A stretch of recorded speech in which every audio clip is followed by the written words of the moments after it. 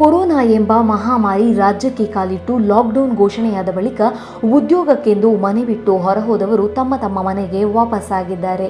ಅಲ್ಲದೆ ತಮ್ಮನ್ನು ತಾವು ಕೃಷಿ ಚಟುವಟಿಕೆಯಲ್ಲಿ ತೊಡಗಿಸಿಕೊಂಡಿದ್ದಾರೆ.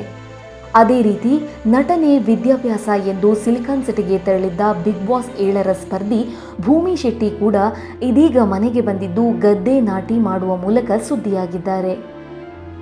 ಕಿರುತೆರೆಯಲ್ಲಿ ಕಿನ್ನರಿಯಾಗಿ ಖ್ಯಾತಿ ಗಳಿಸಿ ಬಿಗ್ ಬಾಸ್ ಸೀಸನ್ 7ರ ಫೈನಲ್ ಸ್ಪರ್ಧಿಯಾಗಿ ಗುರುತಿಸಿಕೊಂಡ ಕರಾವಳಿ ಕುವರಿ ಭೂಮಿ ಶೆಟ್ಟಿ ಸದ್ಯ ಸಿಲಿಕಾನ್ ಸಿಟಿಯಿಂದ ದೂರವಿದ್ದು ಹುಟ್ಟೂರಿನಲ್ಲೇ ಕೃಷಿಯಲ್ಲೇ ಖುಷಿ ಕಾಣುತ್ತಿದ್ದಾರೆ.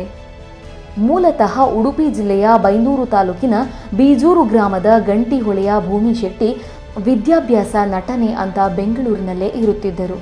ಆದರೆ ಸದ್ಯ ಲಾಕ್ಡೌನ್, ಕೊರೋನಾ ಅಂತ ಊರಲ್ಲೇ ಇದ್ದು ಸುಮ್ಮನೆ ಕಾಲ ಕಳೆಯುವ ಬದಲು ಕೃಷಿ ಕಾಯಕದಲ್ಲಿ ತೊಡಗಿಸಿಕೊಂಡಿದ್ದಾರೆ.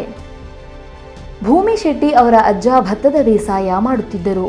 ಈ ಬಾರಿ ಬೇಸಾಯ ಮಾಡುವುದು ಬೇಡ ಎನ್ನುವ ನಿರ್ಧಾರ ಮನೆಯವರದ್ದಾಗಿತ್ತು. ಆದರೆ ನಾವೆಲ್ಲರೂ ಮನೆಯಲ್ಲೇ ಇದ್ದು ಯಾಕೆ ವ್ಯವಸಾಯ ಮಾಡಬಾರದು ಅಂತ ಯೋಚನೆ ಬಂದು ಭೂಮಿ ಶೆಟ್ಟಿ ಅವರೇ ಮುಂದಾಳತ್ವ ವಹಿಸಿ ಮನೆಯವರ ಸಹಕಾರದಿಂದ ಕೃಷಿ ಚಟುವಟಿಕೆ ಮಾಡಿ ಖುಷಿ